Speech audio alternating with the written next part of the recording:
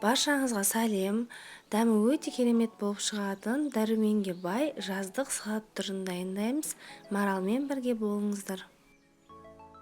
Алдымен гүлді орам жапырағымызды майда бөліктерге бөліп аламыз.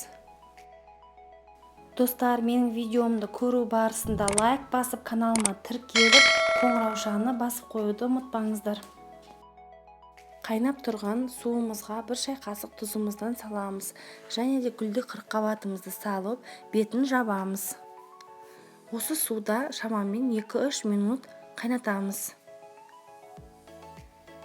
2-3 минут уақытымыз өткен соң, жайлап сүзіп алып, салқын суға бірден саламыз. Сол кезде бұның қайнауы басылады.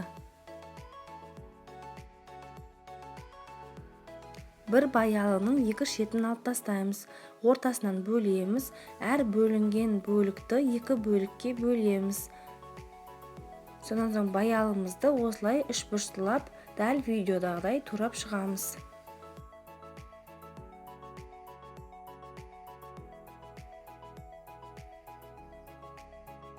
Үшбұрыштылап туралған баялыны ыдысымызға салып, оған 2 ас қасық крахмалдан, яғни жүгері крахмалынан саламыз және аздап тұздан қосып, барлығын осылай араластырып сілкілейміз.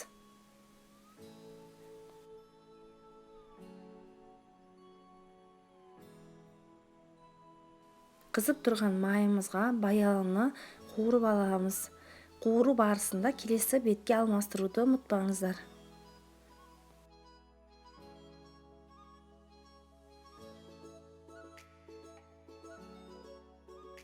Қуырып болған соң құрғақ майлықтың үстіне сүзіп аламыз. Сол кезде артық майларымыздың бәрі майлыққа сіңіп кетеді.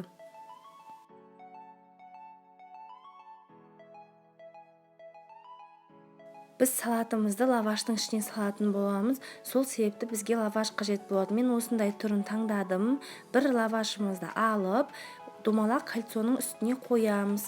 Және де шет-шетін әдемілеп ыдысқа келтіреміз. Егер сіздерде осылай келмей жатса, кішкене қыстырғышпен қыстырып қойсаңыздар да болады. Менің лавашым сәл ортасы жыртылған екен, бірақ ол ештеңе етпейді. Осы лавашты дайындап болған соң 180 градуста қызып тұрған духовкада шамамен 7-10 минут салып аламыз. Қиярымыздың 2 шетін алып тастаймыз және де ортасынан бөлеміз. Сонан соң әр бөлінген бөлікті тағы да 2 бөлікке бөлеміз. Кейін үшбұрыштылап турап шығамыз.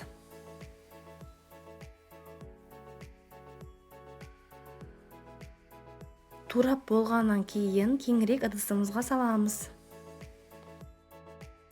Светофор болгар бұрышын үшбұрыштылап турап шығамыз. Мен қызылын және сарысын пайдаландым. Бұны да қиярымыздың үстінен саламыз. Туралған көкөністеріміздің үстінен гүлді қырыққабатымызды да саламыз. Қуырылған баялымызды саламыз.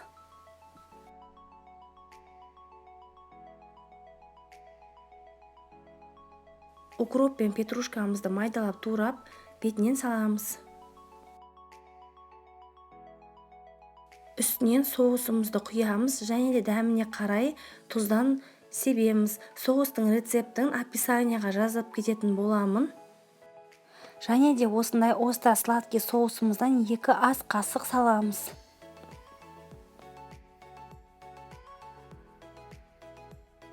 Барлығын қолымызбен жақсылап араластырамыз және дәміне қарай тұз сепсеңіздер болады.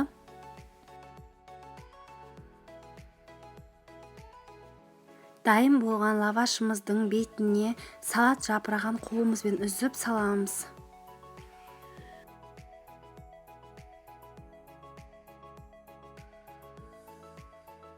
Салат жапырағының үстінен дайын болған салатымызды саламыз. Салатымыздың бетінен фета сырымызды 4-бүршілеп турап саламыз және черри помидорымызды ортасынан бөліп саламыз.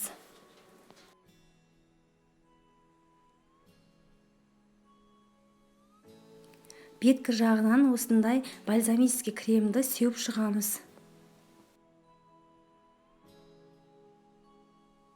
Біздің лаваштың ішіндегі ерекше салатымыз дайын. Міндетті түрде жасап көріңіздер. Келесі видеода кездескенше сау болыңыздар.